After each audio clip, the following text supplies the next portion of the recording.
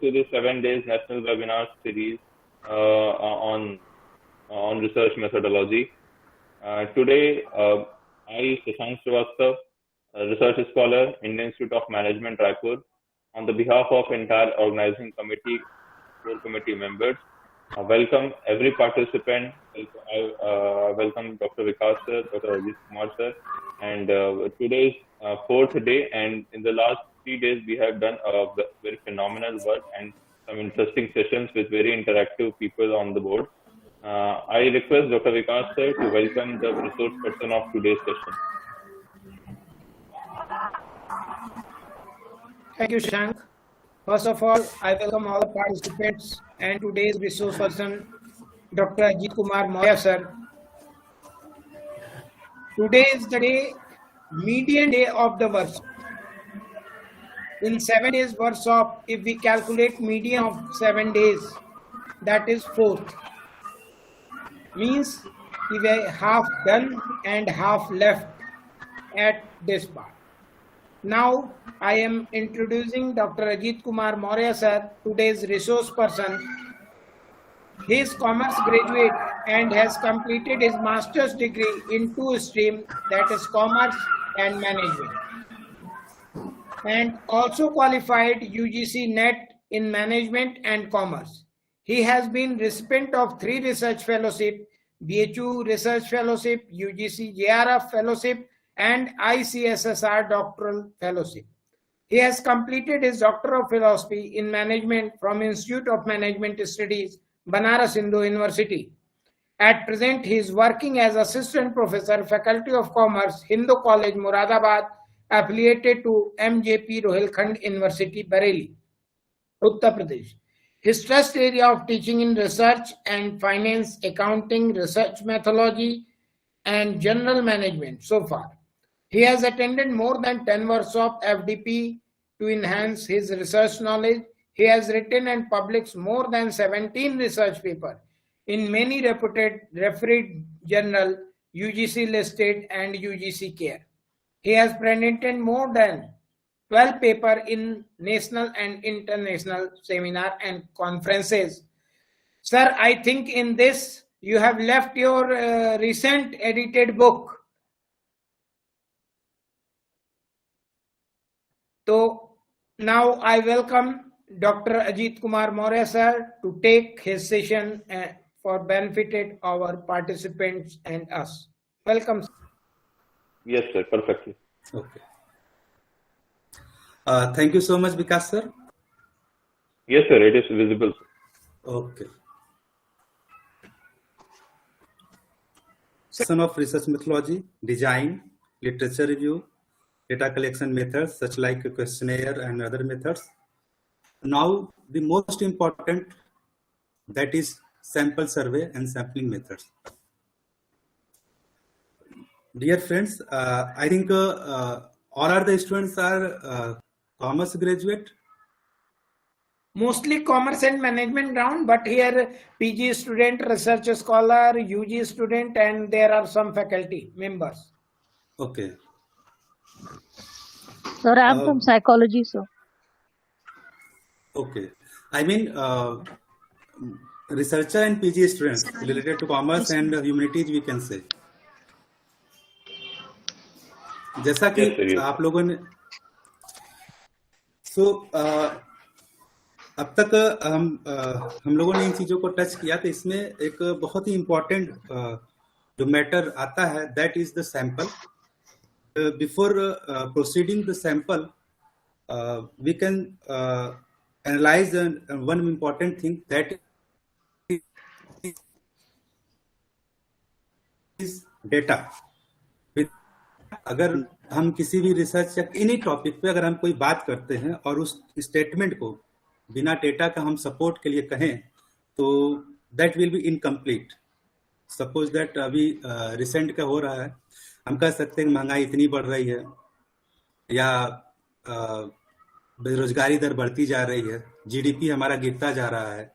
अगर हम इस तरह की सिर्फ बातों को बोले तो ये सिग्नल तो देता है कि we are saying something, but how much decline हो रहा है इन सब चीजों में या इंक्रीजिंग हो रहा है, इसको हम जब तक किसी एक पर्टिकुलर डेटा वर्ड कुछ 7% के रेट से डाउन हुआ है, पिछले साल इतना परसेंट था, इस साल इतना परसेंट हो गया, तो जब तक उसमें हम डेटा का सपोर्ट न दे उस स्टेटमेंट में, तब तक वो इनकम्प्लीट है। और जैसे कि हम देख सकते हैं कि लिखा है कि female are less than males, that is a statement we can understand something, yes female are less than the male, but how much, what are the ratio. जब तक हम इसमें एक रेशियो को एक डेटा से बैकअप नहीं देंगे, तब तक वो इनकम्प्लीट है। जैसे देख सकते हैं male and females ratio is 0.987, it's means 1000 male पर फीमेल जो है 987 है।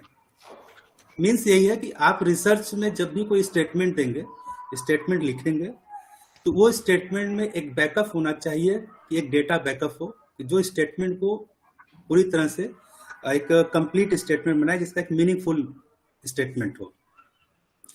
तो डेटा के लिए हमारे पास दो ऑप्शंस होते हैं। टर्मिनोलॉजी है, इसके बारे में हम बाद में बात कर लेंगे, बैक में आऊंगा। सर पीपीटी वगैरह फुल स्क्रीन पे कर लेंगे तो बेहतर होता है।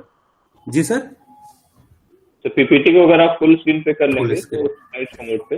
That's okay. Yes sir.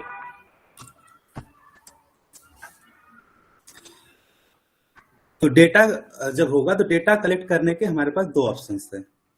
या तो जिस भी एरिया में हम रिसर्च कर रहे हैं, जिस भी टॉपिक में हम कोई स्टेटमेंट बनाना चाहते हैं, उसका पहला ऑप्शन है all the observation, it's mean census method we can से।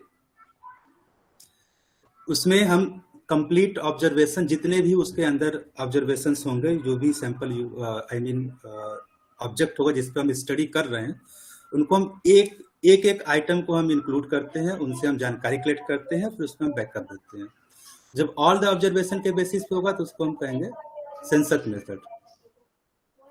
दूसरा हमारे पास ऑप्शन है कि उसमें से हम कुछ पार्ट को लें, कंप्लीट ऑब्जर्वेशन पे स्टडी न करें, हम कुछ पार्ट पे डेटा कलेक्ट करें, उसके बेसिस पे हम कोई डिसीजन लें और कहें ये ऐसा हो रहा है या हमारा रिसर्च इस रिजल्ट पे जा रहा है। दो तरह की बातें हैं।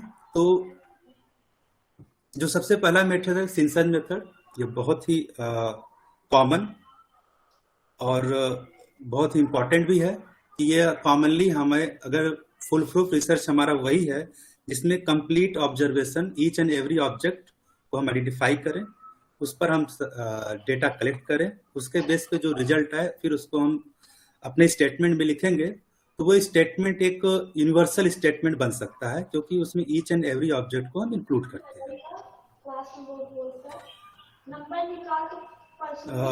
किसी का बैकग्राउंड में आवाज आ रहा है।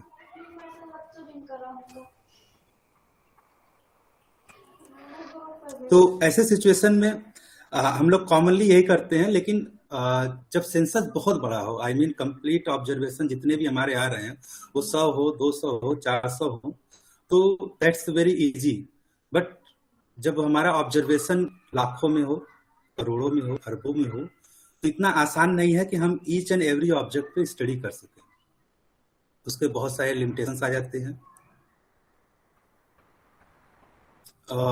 जैसे लगभग अगर हम फिलहाल शुगर इंडस्ट्री में सपोज दैट हम रिसर्च करना चाहते हैं, शुगर इंडस्ट्री का प्रेजेंट कंडीशन क्या चल रहा है, इसमें शुगर इंडस्ट्री ग्रो कर रहा है कि डिक्लाइन हो रहा है, या उसमें जो फार्मर्स इन्वॉल्व हैं शुगर प्रोडक्शन में, उनके क्या स्टेटस है।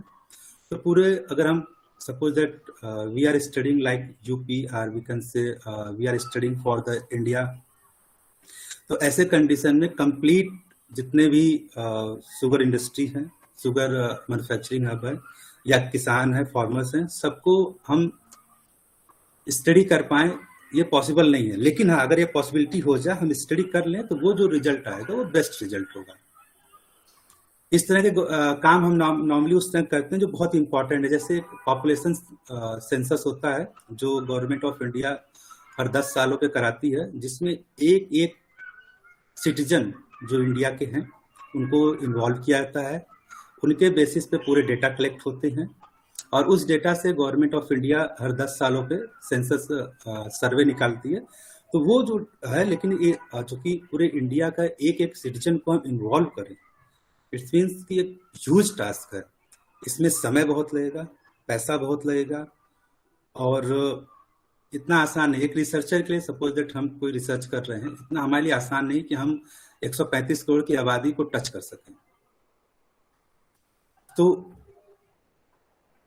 अच्छा, कुछ मेरिट्स हैं सेंसस मेथड्स के, कि इसके इंपॉर्टेंट मेरिट्स है कि observation based on each and every unit of the population. It means कि हम कोई भी ऑब्जर्वेशन, कोई भी एक ऑब्जेक्ट जो उस स्टडी में इन्वॉल्व है, उसको हम लेफ्ट आउट नहीं करते, बल्कि एक एक ऑब्जेक्ट को पकड़ करके उसकी स्टडी करते हैं। More representative, accurate and reliable, because we study each and every object, it means we are not leaving any object, any observation. It means we are getting the result that is more accurate, more reliable and more representative. और ये उन methods के लिए ज्यादा reliable है, जैसे हमें वो बहुत इंपॉर्टेंट है, उसके बिना काम नहीं हो सकता। ईच एंड एवरी ऑब्जेक्ट चाहिए ही चाहिए, बिना उसके स्टडी करेंगे तो वो स्टडी यूजलेस होने लगेगा। जैसे पॉपुलेशन सर्वे होता है, सेंसस हर 10 सालों में गवर्नमेंट ऑफ इंडिया कराती है, वो सेंसस मेथड ही है कि उसमें ईच एंड एवरी सिटीजन को इन्वॉल्व किया जाता है, उनके बेसिस पर उनकी स्टडी की जाती है। वो डेटा कलेक्ट होने के बाद कंपाइल होता है और गवर्नमेंट ऑफ इंडिया उसको पब्लिश करती है।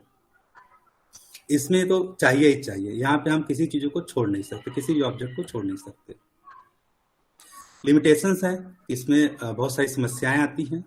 सपोज दैट टाइम कंज्यूमिंग, बहुत चूंकि ईच एंड एवरी ऑब्जेक्ट को हम इन्वॉल्व करेंगे तो it's will be time taking. Besides time taking is also costly, you have to give more effort, more travel, more resources, that will ultimately leads to more cost.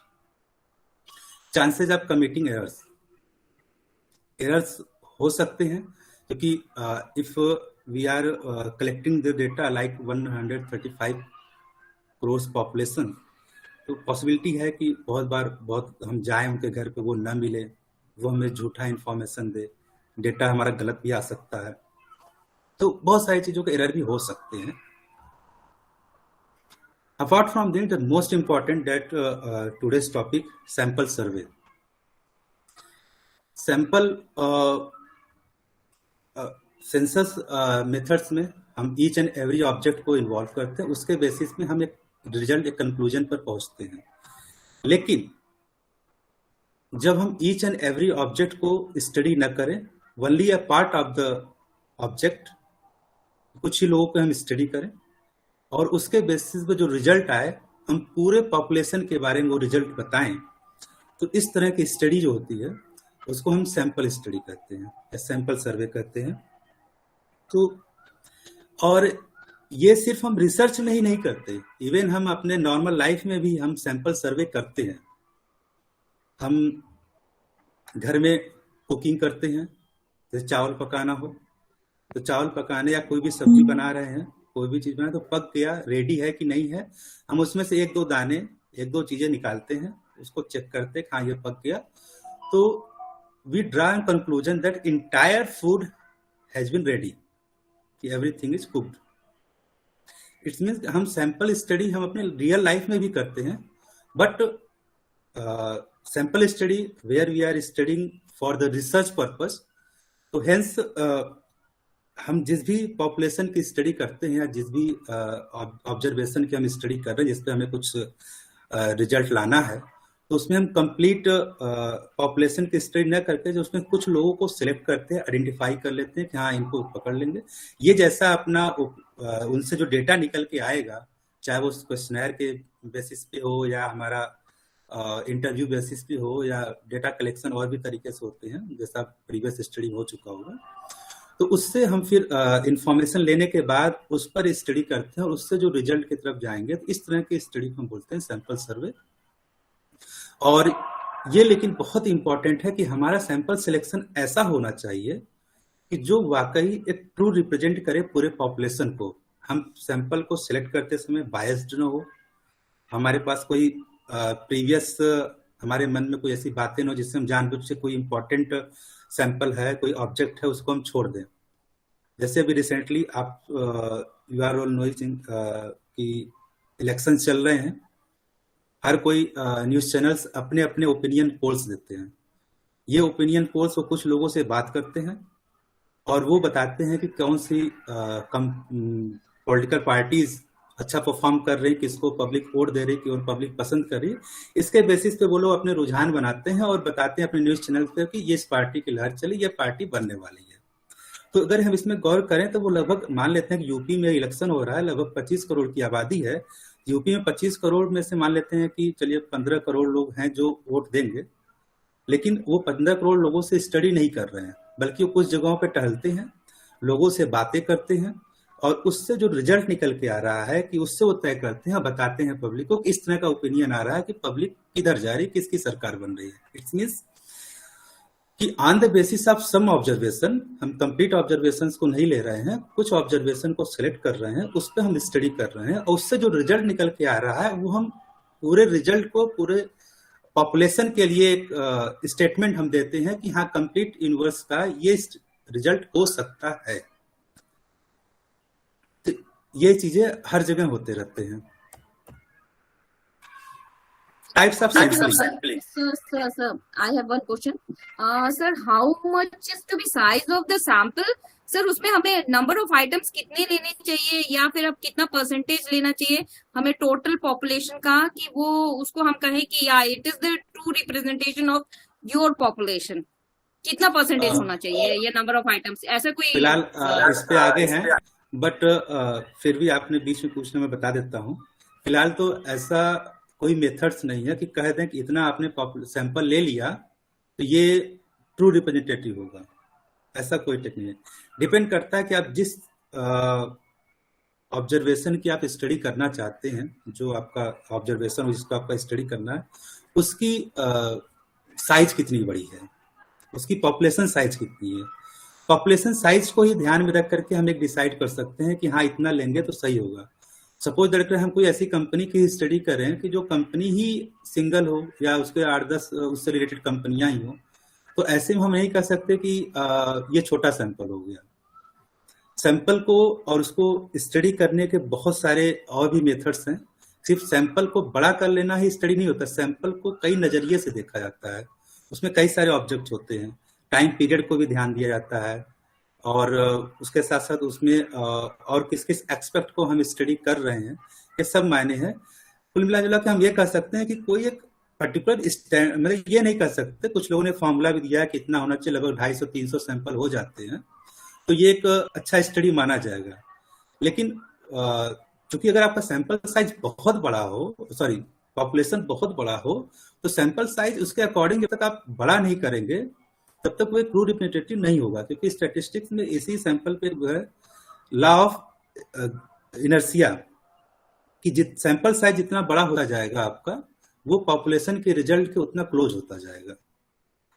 इसलिए study wise हम लोग ज्यादा decide कर सकते हैं कि कौन सा साइज ज्यादा सुटेबल होगा। हर स्टडी के लिए हम एक स्टैंडर्ड नहीं कह सकते कि यही सैंपल साइज होगा तभी अच्छा होगा। It's okay. Thank you sir. Thank you sir. हम लोग आगे बढ़ते हैं। Types of sampling methods.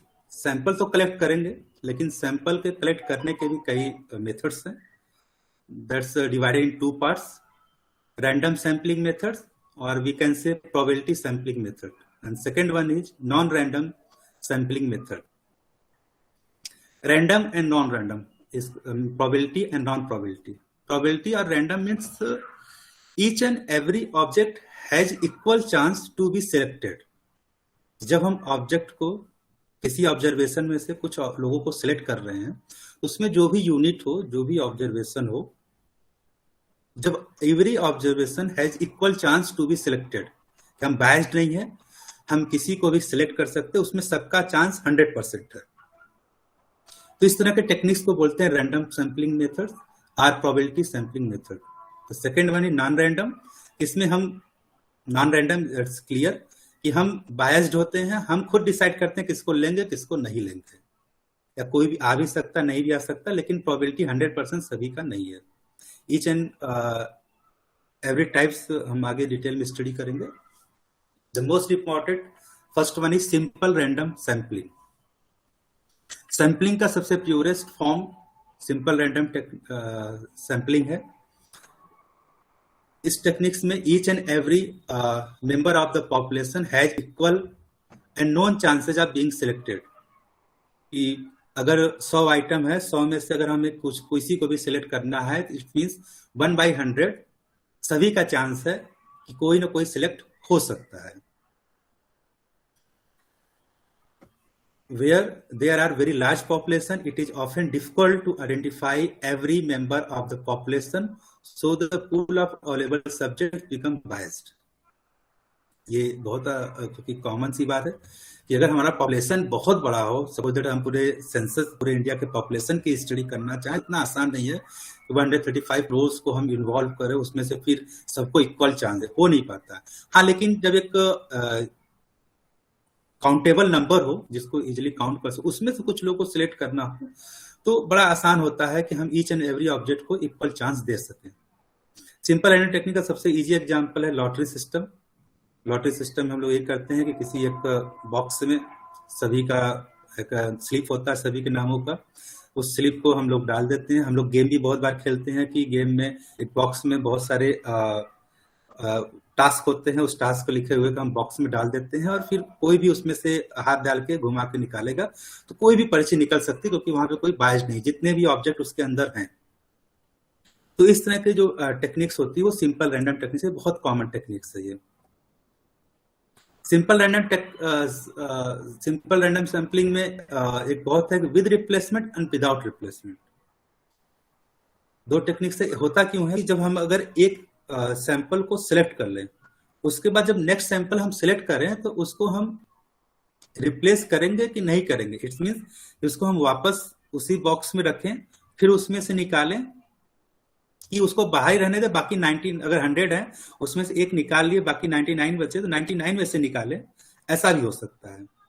तो ये दो टेक्निक्स होती है, विद रिप्लेसमेंट कि हम रिप्लेस करेंगे, वो वापस अपने बॉक्स में जाएगा, फिर सभी को में इक्वल चांस बनेगा, तो विदाउट रिप्लेसमेंट हो सकता है। Second one is systematic sampling. That's name indicate that is a systematic. It has a system to be selected. तो ऐसे टेक्निक्स में usually first we select first sample, which will be first sample. We select by randomly selection के बाद then we decide कि nth item अगला item कौन होगा। Suppose that करिए कि वी हैव 100 ऑब्जर्वेशन, इसमें से हम 10 लोगों को सिलेक्ट करना चाहते हैं, 100 में से 10 लोगों को सिलेक्ट करना चाहते हैं। हम इसमें से एक लिस्टिंग कर लिए, लिस्ट हमारे पास 100 लोग की हो गई। अब इसमें से किसको सिलेक्ट करना है किसको नहीं करना है, इसमें हम सिस्टम भी क्रिएट करते हैं। सपोज दैट हमने पहला बाय चांस सिलेक्ट किए, दूसरे नंबर का पहला व्यक्ति हमें सिलेक्ट हो गया। अब इसमें हम डिसाइड कर सकते हैं कि हर 5वां आदमी, nth आइटम मीन्स हर 5वां आदमी, हर 10वां, हर जो भी हम एक नंबर डिसाइड करें ताकि वो एक कंप्लीट पॉपुलेशन में से उतने ऑब्जर्वेशन हमारे मिल जाए।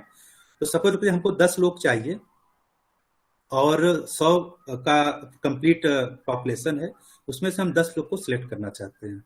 तो पहला हम कोई भी एक सैंपल सेलेक्ट कर लेंगे। सपोज का दूसरे नंबर का जो व्यक्ति होगा लिस्ट में, वो हमारा पहला सैंपल हो गया। उसके बाद हम डिसाइड करते हैं कि हर 10वां व्यक्ति हमारे सैंपल में आएगा। तो इसका मतलब है कि पहला 2 वाले लिस्ट का होगा, दूसरे नंबर पे हमारे 12th नंबर का आएगा, third one will be 22, next 32, 42, ऐसे करते करते 92 तक जाएंगे तो हमारे 10 कंप्लीट हो जाएंगे। ऐसे जब सिस्टम हम बनाते हैं तो that system is called systematic sampling technique. Suppose that हम किसी लाइब्रेरी में जाते हैं, हमें बुक्स सेलेक्ट करने हैं, बुक्स में से कुछ बुक्स निकालने हैं। तो इसमें अगर सिस्टमेटिक करना हो तो we can select first one book which may be anything by random. उसके बाद हम जितने भी बुक्स लेना कलेक्ट करना चाहते हैं उसमें से हम कहेंगे हर 5वां जो भी बुक होगा, हर 10वां जो बुक होगा उसको हम सिलेक्ट करें। तो इस तरह के जब हम टेक्निक्स को सैंपल में इस्तेमाल करते हैं तो वो कहलाता है systematic sampling. But most important in this technique is that कि सैंपल साइज जो भी होगा, पॉपुलेशन साइज जो होगा, उसमें जो ऑब्जर्वेशन है वो नंबर ऑफ लिस्ट क्लियर होने चाहिए कि इतने लिस्ट हैं, इतने व्यक्ति इसके अंदर आते हैं। उसमें से हम डिसाइड करेंगे कि हर कौन, क्योंकि हमारे पास अगर लिस्ट नहीं है तो हर पांचवा आदमी कैसे पकड़ेंगे। या तो सभी को एक रो में खड़ा कराओ, एक लाइन बनाओ, उनका एक लिस्ट हो, तभी हम उसमें नेक्स्ट कौन किसको चूज करेंगे वो हो पाएगा। तो सिस्टमेटिक सैंपलिंग में ये चीज बहुत ध्यान रखना है कि हमें उस कंप्लीट ऑब्जर्वेशन जितने भी हैं उनका एक लिस्ट होना चाहिए हमारे पास। Next one is stratified sampling. Stratified, strata से बनता है स्ट्रेटिफाइड। स्ट्रेटा वी कैन से ए ग्रुप। जब पॉपुलेशन बहुत बड़ा होता है तो उन पॉपुलेशन को हम कई ग्रुप में बांटते हैं।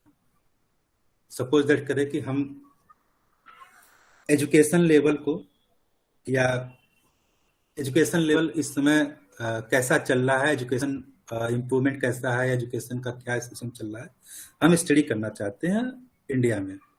तो एक तो हमारे पास ऑप्शन है कि हम कंप्लीट स्टेट सबको ले, हम पूरे देश में स्टडी करें। या तो ऐसा हो सकता है कि हम पहले हमारा देश, फिर उसमें हम स्टेट में डिवाइड करेंगे। स्टेट में डिवाइड करने के बाद उसके डिस्ट्रिक्ट होते हैं, उसको डिवाइड करते हैं, फिर हम तय करते हैं कि हम किसकी स्टडी करना चाहते हैं। सब जैसे अगर मान लीजिए यूपी की स्टडी कर रहे हैं, हम फिर कुछ जैसे नॉर्मली हम अपने रिसर्च में लिखते हैं कि कुछ something study with special reference to Banaras, Ghaziabad, Moradabad, we use some particular space area. तो होता क्यों है, जब हमारा पॉपुलेशन साइज बहुत बड़ा होता है तो उसको डिफरेंट ग्रुप में हम बांटते हैं। जब ग्रुप में बांटते हैं तो ग्रुप बना लेते हैं कि सपोज दैट करें कि अब हमारे पास 100 लोग हैं। सपोज दैट 100 लोगों में सपोज दैट कि हम 10 लोगों का ग्रुप बना लें, 10-10 का 10 ग्रुप बना लें, तो हो गए हमारे पास टोटल 10 ग्रुप्स। अब हम डिसाइड करते हैं कि हर ग्रुप से कितने कितने लोगों को हम सिलेक्ट करें। तो स्ट्रेटिफाइड सैंपलिंग नॉर्मली जब पॉपुलेशन साइज बड़ा होता है तो उसमें हम ग्रुप्स बनाते हैं, ग्रुप से डिसाइड करते हैं कौन कौन आएगा। तो ग्रुप जो भी स्ट्रेटा बनेगा that will be a subset of the population. And the most important thing is that strata or that group should have at least one common characteristics of the population. Suppose हम male and female पे study करना चाहते हैं तो हम पूरे population को जिस जिस एरिया के ग्रुप में बांटे, सपोज यूपी या स्टेट में बांट देते हैं या जिलों में बांट देते हैं, तो वो ग्रुप ऐसा बनाना चाहिए कि उसमें मेल फीमेल होने चाहिए। अगर वो मेल फीमेल ही नहीं होंगे तो हम स्टडी कैसे करेंगे। पता चला एक ग्रुप हमने ऐसा इसमें मेल ही है, एक ग्रुप ऐसे लिए फीमेल है, तो ऐसे में हम बायस्ड हो जाएंगे सिलेक्शन में। पता चला मेल से हम ज्यादा लोग को सिलेक्ट कर लें, फीमेल से कम लोग सिलेक्ट करें।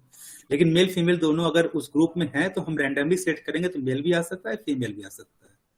इसमें ग्रुप बनाने के बाद हम उसमें से जो सैंपल सिलेक्ट करेंगे वो बाय रैंडम होगा, वो डिसाइडेड नहीं होगा, वो रैंडमली सिलेक्ट करते हैं क्योंकि रैंडम टेक्निक्स का ये पार्ट है। तो स्ट्रेटिफाइड सैंपलिंग में most important, population is large, population is divided in different groups, that's called strata. Then we draw a sample from each groups, each strata, that will be random. Random method से निकालेंगे, हम biased होकर नहीं निकालेंगे। The purpose of stratification is to increase the efficiency of sampling by dividing a heterogeneous universe in a such way that there is as great homogeneity as possible within each stratum, and marked difference is possible between the strata. ये बहुत common है कि हम जब भी group बनाएंगे तो group इसकी खासियत ये है कि बिटवीन द ग्रुप वो डिफरेंट होंगे, हेट्रोजीनियस होंगे, but with in the group that will be homogeneous. इसके बारे में डिटेल अभी और थोड़ा सा बात आएगा, बात करेंगे। नेक्स्ट वन है cluster sampling. Cluster sampling refers to a method where the members of the population are selected at random from naturally occurring groups called cluster.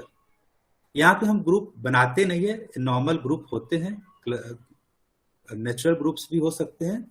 उस ग्रुप में फिर हम जो सिलेक्शंस करेंगे वो भी रैंडम होगा। तो effective under the following condition, कुछ कंडीशन जिसमें क्लस्टर सैंपलिंग बहुत इफेक्टिव होगा। A good sampling frame is not available or costly, while a frame listing cluster is easily obtained. And second one is cost of obtaining observation increases as the distance separation the element increases. Cluster और stratified लगभग common है, लेकिन इसमें कुछ चीजों का basic difference है।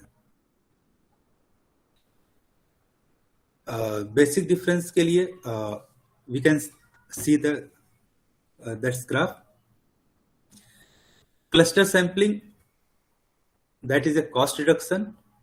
Stratified sampling में enhance precision. Most important जो हम बात करना चाहते हैं वो ये है difference. Stratified sampling, that is the internally homogeneous but externally heterogeneous, and cluster sampling is that externally homogeneous but internally they are heterogeneous. That is the main difference between the cluster and stratified sampling. Suppose that ये हमने group बनाए हैं, stratified and cluster. Male के group हैं, female के group हैं, अलग अलग। इसमें क्या है कि दैट इंटरनली स्ट्रेटिफाइड सैंपलिंग का बेसिक कैरेक्टरिस्टिक्स है, इंटरनली दे आर होमोजेनियस, बस externally they are heterogeneous.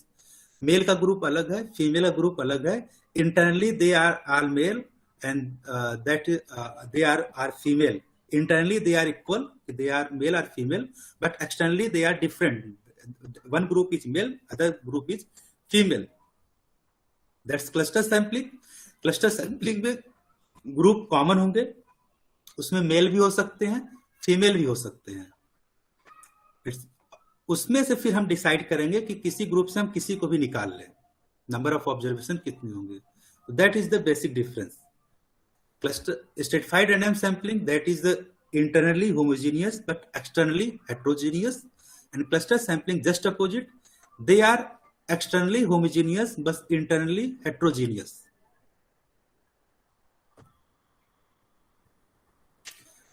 Second type is non-random sampling techniques and methods. That's name suggests that is non-random. It means here each and every object doesn't have equal chance to be selected. यहाँ पे हम samples को अपने according select करते हैं। It means we are biased. हम तय करते हैं कि हम कैसे सिलेक्ट कर लेंगे। यहाँ पे हम प्रोबेबिलिटी टेक्निक्स नहीं लगाते, सबका चांस बराबर नहीं है, हम जैसा चाहेंगे वैसा सिलेक्ट करेंगे। That most important, the first one is convenience sampling. That's name suggest convenience sampling. हम अपनी सुविधाओं को ध्यान देते हुए कौन से सैंपल को हम इजिली कलेक्ट कर सकते हैं जिसमें हमारा कम समय लगे, कम पैसे खर्च हो। तो ऐसे टेक्निक्स को जो हम अपनाते हैं, that's called convenience sampling.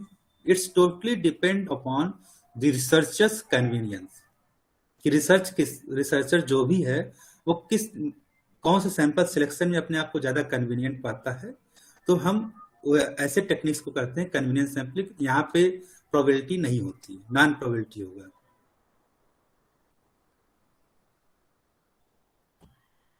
Second one is judgment sampling. This method is based on the judgment, कि हमारा माइंड, हमारा विवेक ये कह रहा है कि that sample it's good, it should be. हमारे अंदर से फीलिंग आ रही है कि हाँ, ये सैंपल अगर हम सिलेक्ट कर लेते हैं तो हमारा रिसर्च एविडेंस अच्छा हो जाएगा और रिसर्च कंक्लूजन भी हमारा अच्छा होगा। ये हमारे जजमेंट पे डिपेंड करता है कि दैट शुड बी सिलेक्टेड और नॉट। कन्वीनियंस के अलावा यहाँ पे judgmental, it's extension of convenience sampling, कि हम कन्वीनियंट का ध्यान तो दे रहे हैं लेकिन ये भी ध्यान दे रहे हैं कि ये सैंपल जो हम सिलेक्ट कर रहे हैं दैट इज द गुड और not, that will represent the entire population और नॉट। ये हम अपने विवेक का इस्तेमाल करते हुए समझने की कोशिश करते हैं। Next one is quota sampling.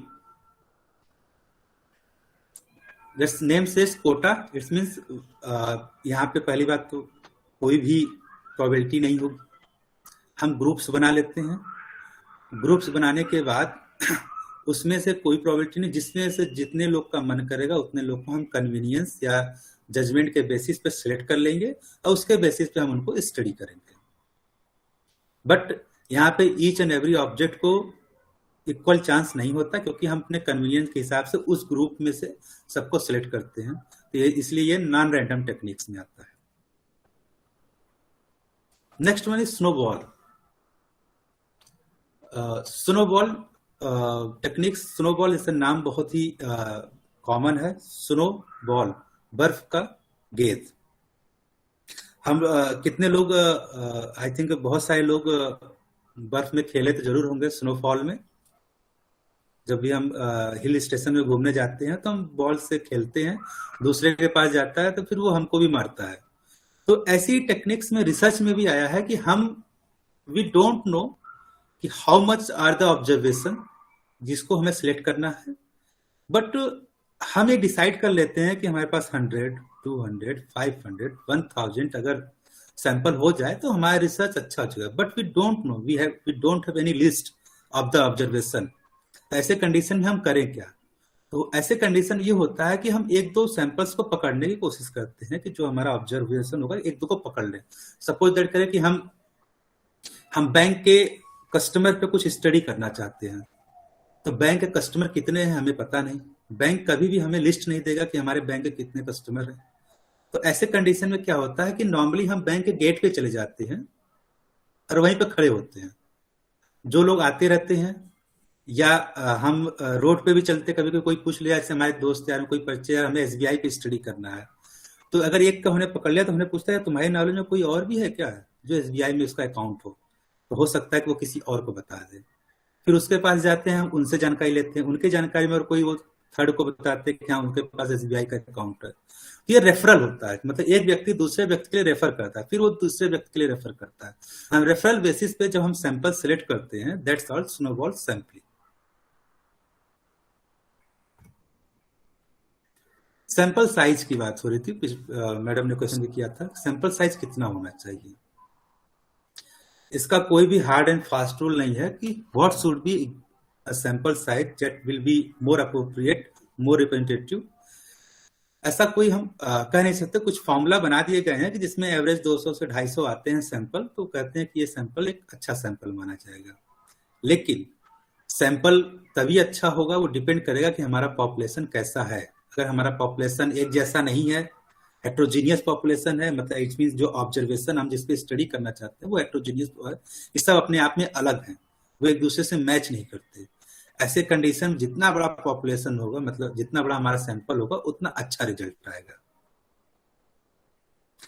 अब depends on the topic, frequently it occurs, कि ऐसा भी हो सकता है जो हम स्टडी करना चाहते हैं वो अगर रिपीटेडली स्टडी हो रहा है, बार बार उस पर स्टडी हो रहा है, तो कम सैंपल पे भी काम चल सकता है, क्योंकि उस पर रिसर्च कई बार हो चुके हैं।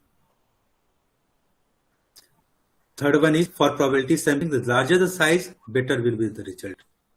कि अगर वो रैंडम टेक्निक्स से हम पॉपुलेशन को सिलेक्ट कर रहे हैं, तो उसमें अच्छे भी लोग सिलेक्ट हो सकते हैं, बुरे लोग भी सिलेक्ट हो सकते हैं, अच्छे रिस्पॉन्सर भी हो सकते हैं, नॉन रिस्पॉन्सिबल पर्सन भी हो सकते हैं। तो ऐसे कंडीशन में जितना बड़ा साइज होगा उतना अच्छा होगा। With non probability sample, not generalizable regardless, still consider stability of the result। कि नॉन प्रोबेबिलिटी नहीं है, मतलब हम प्रोबेबिलिटी की बेसिस पे सिलेक्ट नहीं किए, नॉन प्रोबेबिलिटी की बेसिस पे सैंपल सिलेक्ट कर रहे हैं।